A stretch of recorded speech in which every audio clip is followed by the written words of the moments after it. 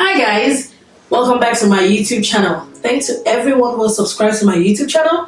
I really do appreciate it. For those who have not subscribed to my YouTube channel, I encourage you guys to view, like, leave your comments, and please subscribe to my YouTube channel. So today we're going to continue our topic on coming abroad, and we'll be speaking on asylum seekers. So that means you're coming abroad as an asylum seeker. Probably you're facing risk of persecution, risk to life-threatening in your country of origin, and you have to seek refuge in another country abroad. So that's asylum seekers. Again, I say welcome to Facts, Issues, and Realities. So coming abroad as an asylum seeker is very, very different from, every other method of coming abroad.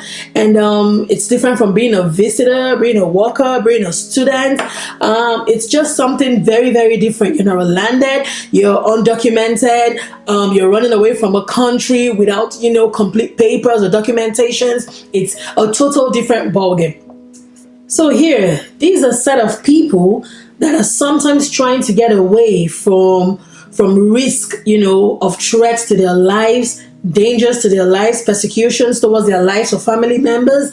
So there is more in their own case than every other way of coming abroad. For some people seek asylum for cultural and traditional beliefs being imposed on them. Some would seek asylum for abusive relationship. Some for persecution on account of beliefs of any other thing. So it's not just basically for political reasons people seek asylum. The idea is you must have suffered like a past persecution, or you have a well-founded fear of future persecution. Yes, you have to have a fear that you're going to be persecuted on account of probably race, religion, nationality, membership of a particular social or political group or opinion. So yes, those are the people that can seek asylum or claim refuge under an application for asylum in another country abroad. Most countries overseas are actually open and they always welcome refugees. They always welcome asylum seekers. However, making a refugee claim or asylum claim is not a free ticket, into any country. It has to be a genuine claim. It has to be a well-founded reasons or grounds for them to believe that you're actually a refugee or you're seeking refuge in their country. It's not a free ticket just to be a permanent resident of a country or get a green card of any country. It has to be for genuine and good reasons. So the refugee system isn't for those seeking a better economic life. Actually, it's there to provide protection to those who can prove that they would face persecution of life or of threats to life in their home country. So it's not there for economic gain unto others who have the opportunities to come abroad and, decide to say, oh, I want to seek refuge. No, it's for those who are truthfully going to face or facing persecution, persecution of their life, like threats to life, danger to life at their country of origin. And those are the people that, can actually seek or should seek asylum, seek refuge. So there are two types of asylum claim. First, we have the affirmative. And second, we have the defensive. So the affirmative, you're going to have your forms and evidence, and you apply, and just an asylum officer, can decide your application. They really don't need to call you. Just looking at your application, looking at what you applied for, probably in a country where at the moment there is a war and you decide to apply, then the officer can actually go into records, go on the social media, go on the internet, go on the news, and actually figure out what is happening in your country, and through your application can actually grant you, your claim, based on what he has read. He need not call you, he need not know too much. Just all you've given him is enough for him to make a decision on your claim. This used to be very, very common in the past, whereby there were wars in countries, just like I said, and they could easily Google up and find out that there actually was in that country, and through this means they just give you grant your application, and you can come into the country as an asylum seeker and get refuge in that country. However, in the defensive, it came because a lot of people were going under the same claim, and it seems they needed more than just to believe your claim. So people were coming in to tell the same stories. Like I would come in and say, oh, this happened to me, that's why I'm seeking asylum. Another person will come and say the exact story. So the officers and in that country decided that, you know what, there should be more than just affirming your stories on paper. That's why they decided to now make it a defensive kind of application, whereby yes, you've submitted your story, however, you will be called upon for hearing, whereby they get to hear your case and decide, probably from what you said, more evidence they require, they request, and you give it to them, they will be able to decide your case. So we have the affirmative, who used to be in the previous cases. Some countries still do it, but now a lot of countries do perform the defensive type of asylum claim, whereby yes, you submit an application, they go through your application and documents and evidence. However, they still require you to come in for a hearing, and you get to speak about your case and you get to tell them what it is, and from there they will decide whether you're a genuine asylum seeker or not. So because there is always a possibility that you will be asked to come for a hearing, on my end, I always encourage that you're always prepared. Get all your evidence, get all your documentations, get everything intact, because 99% you will be called for a hearing. As usual, I always have 3 to 4 points to discuss under every topic. So my first point is, what are you claiming? So what is your claim? What exactly is wrong that you want to seek asylum? In the country of origin, in the country where you walked, or in the country where you reside? Why do you want to leave that country to claim asylum abroad? It's very, very important that you have a story. You need to be able to establish your story. What happened? It must be real. Very, very real. Something that actually happened. Something that it's been witnessed. You can't come up and cook up a story. No, it has to be real. And that's why I said you have to have a genuine story before you decide to claim asylum. So, what is the reason that you're facing asylum? Some would say child mutilation. Some would say domestic abuse from spouse or members of the family, right? Some would say forceful participation in some traditional rite, which is probably against their beliefs, against their faith. Some would even say the law is after them for some kind of basic human rights, issues. Some political grounds. Whatever the case may be, just always be sure that it is genuine, it is accurate, and it is your story. If the story is true, then you need not practice how to speak, because it is your story. Another point I want to make under this, I want to discuss about, when did it happen? So you need to know the dates that all these things occurred. And the dates, they must tally together. Very, very, very important.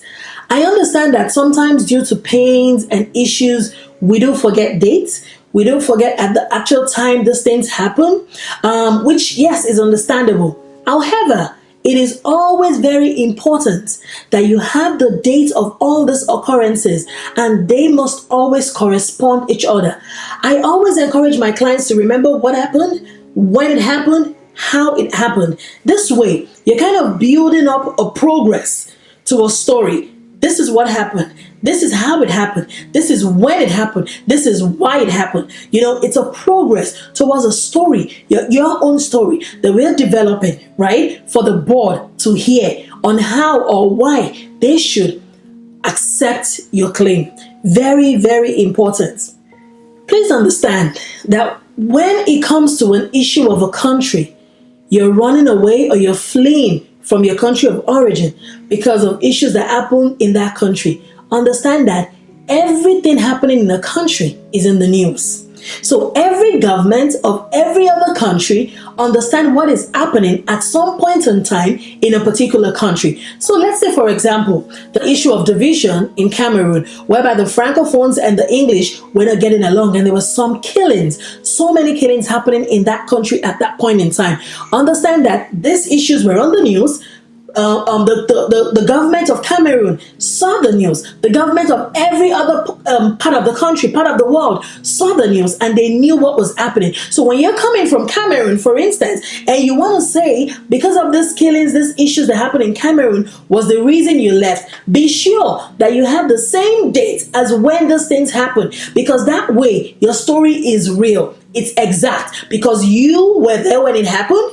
It actually happened to you at this time, and at the same time you're saying it happened was the same time it was broadcasted, right? It was shown to the world that it was happening. So it is very, very important that you understand when these things happen, you get your dates intact, and all these informations must tally. Very, very important. So my fourth point under this topic is nothing else could have been done, which means you were facing risk to your danger of life, threats, persecution to your life, and you tried all means to get this resolved, and it couldn't, nothing was done. For example, someone is threatening to kill you, or someone is threatening to harm you, or you have your spousal issues, domestic violence, and you have reported these cases to, say, the police officers, the government, or whatever institute that do handle these cases in your home country, and you've tried all means to make this thing get resolved, and still it's not resolved. So you've tried everything possible, you've done everything you could, and nothing was done about it. The threat is still there. You're still scared of your life because you still see this thing coming, and sometimes you even get to report these things, but those you report to are actually backing up these other people because, like say political, because, they're influential. So all these things have to be documented. They have to be shown that as evidence that you've actually done all those things, and still and there was no way your life could have been protected. Very, very important. So my last point, which is the most important, is your story must match. Your story must match. I started this way, I'm going this way. This is what happened. This is when it happened. If I continue to stay there, this is what is going to happen.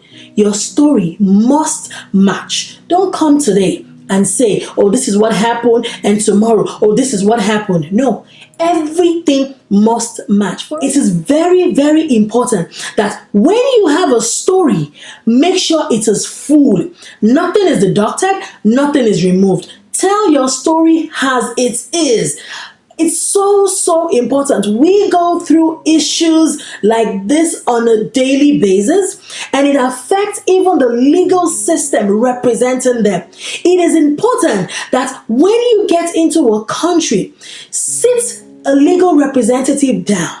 Tell them your true story. Don't take anything. Don't assume because somebody said, if I do this, they won't give me. It won't work out. They are not the ones to grant you.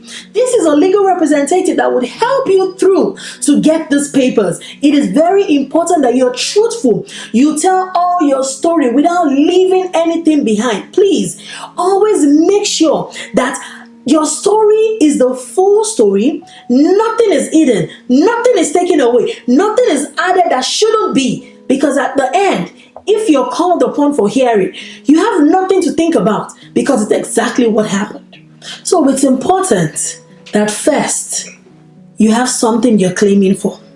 Second, you know when it happened.